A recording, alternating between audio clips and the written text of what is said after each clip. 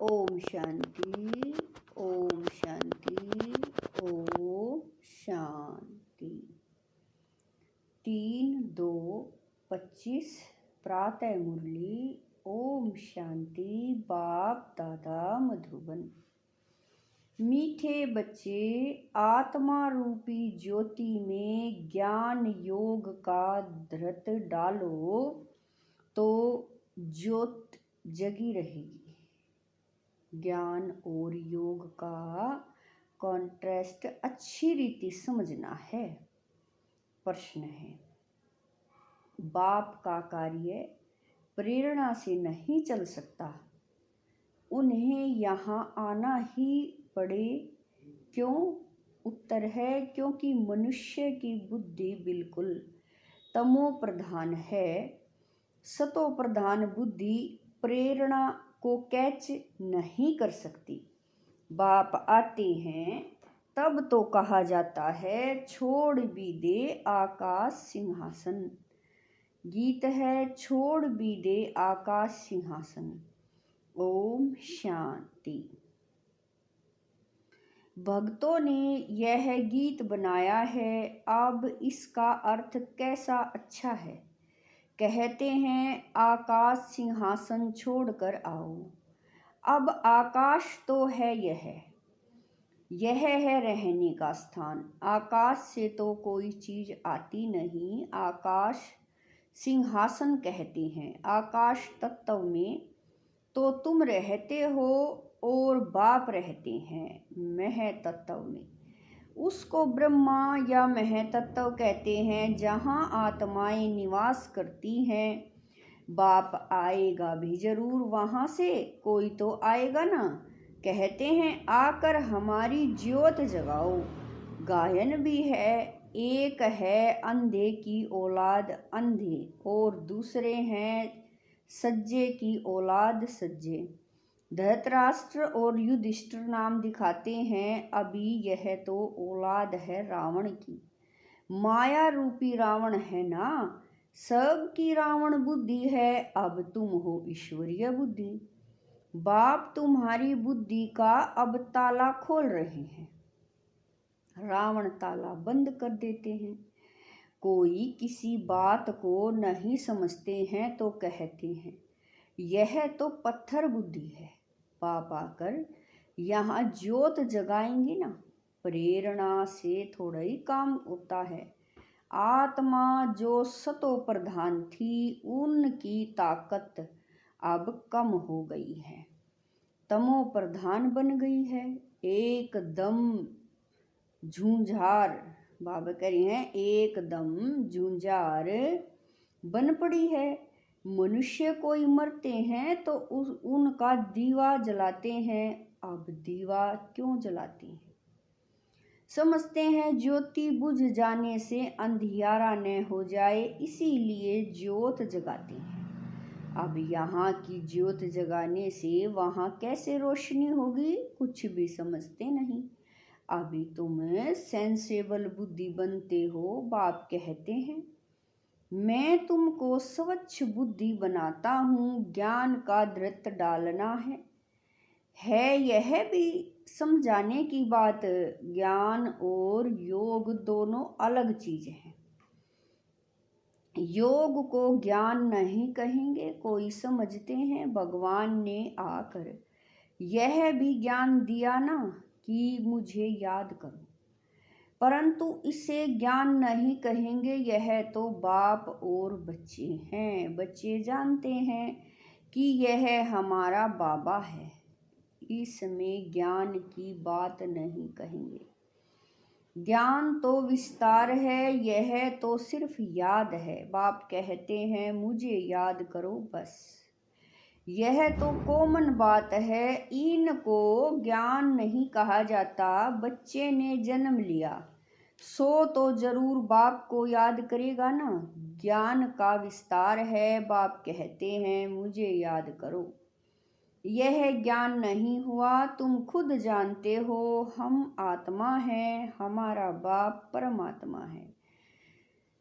इसे ज्ञान कहेंगे क्या? बाप को पुकारते हैं। ज्ञान तो है नॉलेज, जैसे कोई बाबा कह रहे हैं जैसे कोई MA पढ़ते हैं, कोई BA पढ़ते हैं, कितनी ढेर किताब पढ़नी होती है। अब बाप तो कहते हैं तुम हमारे बच्चे हो ना, मैं तुम्हारा बाप हूँ, मेरे से ही योग लगाओ अर्थात याद करो। इसको ज्ञान नहीं कहेंगे, तुम बच्चे तो हो ही। तुम आत्माएं कब विनाश को नहीं पाती हो, कोई मर जाते हैं तो उनकी आत्मा को बुलाते हैं। अब वह शरीर तो खत्म हो गया, आत्मा भोजन कैसे खाएगी? भोजन तो फिर भी ब्राह्मण खाएंगे, परंतु यह सब है भक्ति मार्ग की रस्म। ऐसे नहीं कि हमारे कहने से वह भक्ति मार्ग बंद हो जाएगा, वह तो चलता ही आता है। आत्मा तो एक शरीर छोड़ जाए दूसरा लेती है। बच्चों की बुद्धि में ज्ञान और योग का कॉन्ट्रास्ट स्पष्ट होना चाहिए। बाप जो कहते हैं मुझे याद करो, यह ज्ञान नहीं है, यह तो बाप डायरेक्शन देते हैं। इनको योग कहा जाता है, ज्ञान है सृष्टि पा कैसे फिरता है। बाबा कह रहे हैं ज्ञान है सृष्टि का चक्कर कैसे फिरता है, उसकी नॉलेज योग अर्थात याद। बच्चों का फर्ज है बाप को याद करना, वह है लौकिक, यह है पारलौकिक। बाप कहते हैं मुझे याद करो, तो ज्ञान अलग चीज हो गई। बच्चों को कहना पड़ता है क्या कि बाप को याद करो। लौकिक बाप तो जन्मते ही याद रहता है, यहाँ बाप की याद दिलानी पड़ती है। इसमें मेहनत लगती है, अपने को आत्मा समझ बाप को याद करो, यह बहुत मेहनत का काम है। तब बाबा कहते हैं योग में ठहर नहीं सकते हैं। बच्चे लिखते हैं बाबा याद भूल जाती है। ऐसे नहीं कहते कि ज्ञान भूल जाता है, ज्ञान तो बहुत सहज है। याद को ज्ञान नहीं कहा जाता, इसमें माया के तूफान बहुत आते हैं। भले ज्ञान में कोई बहुत तीखे हैं, मुरली बहुत अच्छी चलाते हैं, परंतु बाबा पूछते हैं याद का चार्ट निकालो, कितना समय याद करते हो। बाबा को याद का चार्ट यथार्थ रीति बनाकर दिखाओ, याद की ही मुख्य बात है। पतित ही पुकारते हैं कि आकर पावन बनाओ, मुख्य है पावन बनने की बात। इसमें ही माया के विघ्न पड़ते हैं। शिव भगवान वाच, याद में सब बहुत कच्चे हैं। अच्छे अच्छे बच्चे जो मुरली तो बहुत अच्छी चलाते हैं, परंतु याद में बिल्कुल कमजोर हैं। योग से ही विक्रम विनाश होते हैं, योग से ही कर्मेंद्रियां बिल्कुल शांत हो सकती हैं। एक बाप के सिवाय और कोई याद न आए, कोई देह भी याद न आए। आत्मा जानती है यह सारी दुनिया खल्लास होनी है। अब हम जाते हैं अपने घर, फिर आएंगे राजधानी में, यह सदैव बुद्धि में रहना चाहिए। ज्ञान जो मिलता है वह आत्मा में रहना चाहिए। बाप तो है योगेश्वर, जो याद सिखलाते हैं, वास्तव में ईश्वर को योगेश्वर नहीं कहेंगे।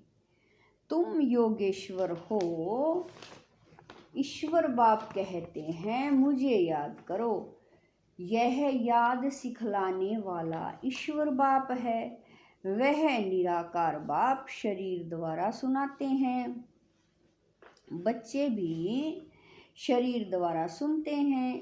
कई तो योग में बहुत कच्चे हैं, बिल्कुल याद करते ही नहीं। जो भी जन्म जन्मांतर के पाप हैं सब की सजा खाएंगे। यहाँ आकर जो पाप करते हैं वह तो और ही 100 गुना सजा खाएंगे। ज्ञान की तिक तिक तो बहुत करते हैं, योग बिल्कुल ही नहीं है, जिस कारण पाप भस्म नहीं होते, कच्चे ही रह जाते हैं। इसीलिए सच्ची सच्ची माला एक माला 8 की बनी है। 9 रतन गाए जाते हैं। 108 रतन कब सुने हैं? 108 रत्नों की कोई चीज नहीं होती। बहुत हैं जो इन बातों को पूरा समझते नहीं हैं।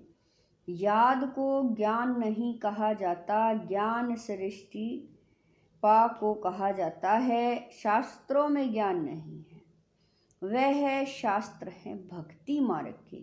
बाप खुद कहते हैं, मैं इनसे नहीं मिलता, साधुओं आदि सब का उद्धार करने मैं आता हूँ। वह समझते हैं ब्रह्मा में लीन होना है। फिर मिसाल देते हैं पानी के बुदबुदे का।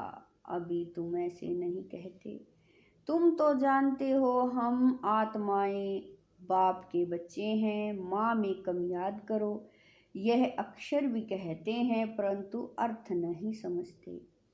भल कह देते हम आत्मा हैं, परंतु आत्मा क्या है, परमात्मा क्या है, यह ज्ञान बिल्कुल नहीं है। यह बाप ही आकर सुनाते हैं।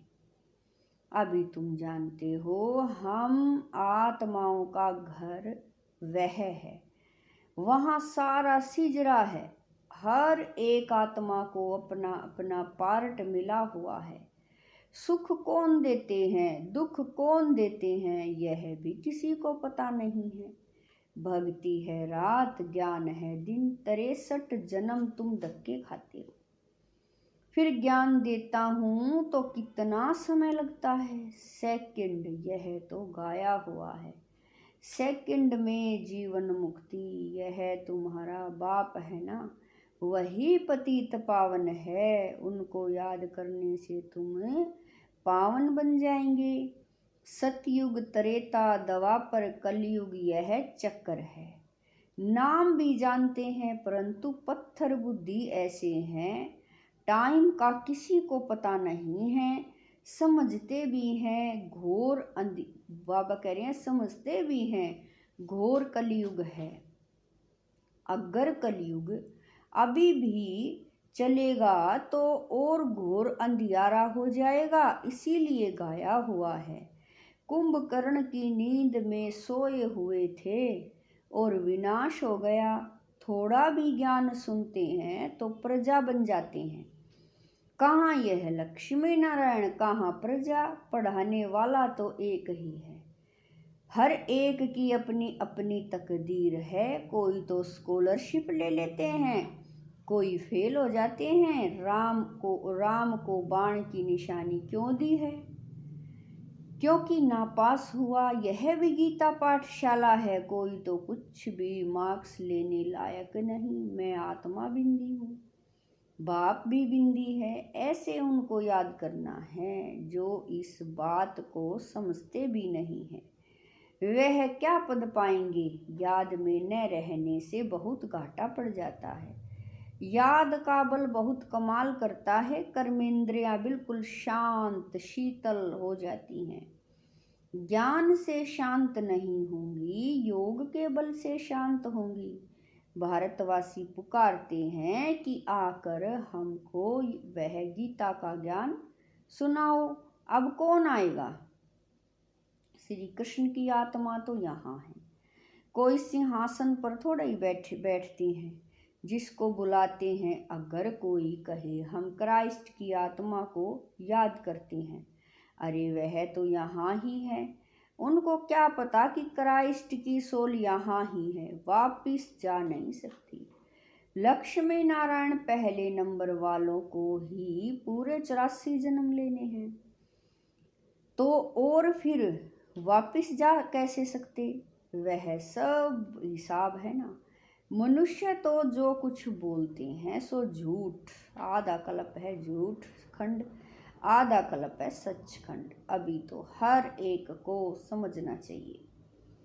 इस समय सब नरकवासी हैं, फिर स्वर्गवासी भी भारतवासी ही बनते हैं। मनुष्य कितने वेद शास्त्र उपनिषद आदि पढ़ते हैं, क्या इससे मुक्ति को पाएंगे? उतरना तो है ही। हर चीज सतो रजो तमो में जरूर आती है। न्यू वर्ल्ड किसको कहा जाता है? किसी को भी यह ज्ञान नहीं है। यह तो बाप सम्मुख बैठ समझाते हैं। देवी देवता धर्म कब किसने स्थापन किया?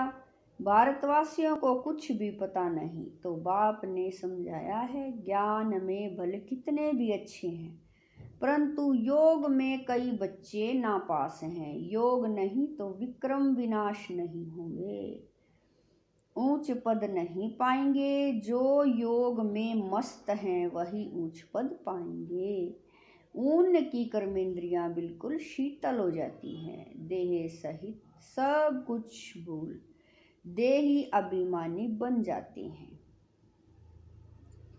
हम अशरीरी हैं, अब जाते हैं घर।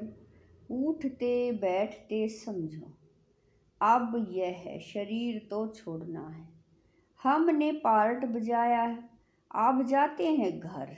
ज्ञान तो मिला है।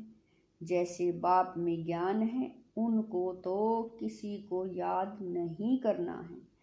याद तो तुम बच्चों को करना है। बाप को ज्ञान का सागर कहा जाता है, योग का सागर तो नहीं कहेंगे ना। चक्कर का नॉलेज सुनाते हैं और अपना भी परिचय देते हैं। याद को ज्ञान नहीं कहा जाता। याद तो बच्चे को आप ही आ जाती है। याद तो करना ही है, नहीं तो वर्षा कैसे मिलेगा? बाप है तो वर्षा जरूर मिलता है, बाकी है नॉलेज।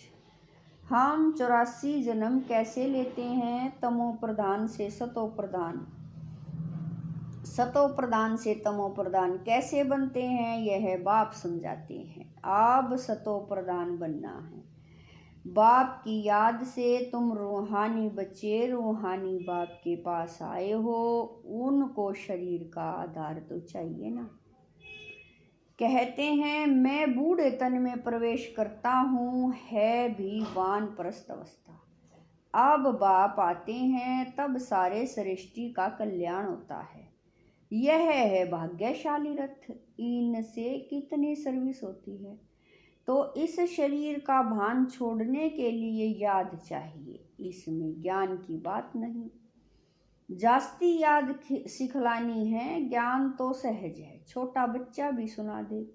बाकी याद में ही मेहनत है। एक की याद रहे, इसको कहा जाता है अव्यभिचारी याद। किसी के शरीर को याद करना है, वह है व्यभिचारी याद। याद से सबको भूल अशरीरी बनना है। अच्छा, मीठे मीठे शकील दे बच्चों प्रति माता पिता बाप दादा का याद प्यार और गुड मॉर्निंग। रूहानी बाप की रूहानी बच्चों को नमस्ते।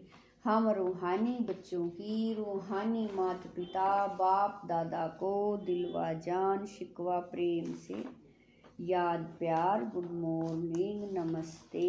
ओम शांति। मेरे बाबा मीठे बाबा प्यारे बाबा, लाख लाख शुक्रिया मेरे बाबा। धारणा के लिए मुख्य सार है। नंबर 1, याद के बल से अपनी कर्मेंद्रियों को शीतल शांत बनाना है। फुल पास होने के लिए यथार्थ रीति बाप को याद कर पावन बनना है। नंबर 2, उठते बैठते बुद्धि में रहे कि अभी हम यह पुराना शरीर छोड़ वापस घर जाएंगे। जैसे बाप में सब ज्ञान है, ऐसे मास्टर ज्ञान सागर बनना है। वरदान है कंबाइंड स्वरूप की स्मृति द्वारा श्रेष्ठ स्थिति की सीट पर सेट रहने वाले सदा संपन्न भवै। वरदान है कंबाइंड स्वरूप की स्थिति द्वारा श्रेष्ठ स्थिति की सीट पर सेट रहने वाले सदा संपन्न भवै। संगम युग पर शिव शक्ति के कंबाइंड स्वरूप की स्मृति में रहने से हर असंभव कार्य संभव हो जाता है। यही सर्वश्रेष्ठ स्वरूप है। इस स्वरूप में स्थित रहने से संपन्न भवय का वरदान मिल जाता है। बाप दादा सभी बच्चों को सदा सुखदायी स्थिति की सीट देते हैं। सदा इसी सीट पर सेट रहो तो अति इंद्रिय सुख के झूले में झूलते रहेंगे। सिर्फ विस्मृत के संस्कार समाप्त करो। स्लोगन है पावरफुल व्रती द्वारा आत्माओं को योग और योगी बनाओ। स्लोगन है पावरफुल व्रती द्वारा आत्माओं को योग और योगी बनाओ। ओम शांति। अव्यक्त इशारे। एकांत प्रिय बनो, एकता और एकाग्रता को अपनाओ। एक मत का वातावरण तब बनेगा जब सामने की जवाब करें हैं। एक मत का वातावरण तब बनेगा जब समाने की शक्ति होगी। तो भिन्नता को समाओ। जब आपस में एकता से समीप आएंगे और सर्व के आगे दृष्टांत रूप बनेंगे। ब्राह्मण परिवार की विशेषता है अनेक होते भी एक। यह एकता का वाइब्रेशन सारे विश्व में एक धर्म एक राज्य की स्थापना करेगा। इसीलिए विशेष अटेंशन देकर भिन्नता को मिटाकर एकता लानी है। ओम शांति।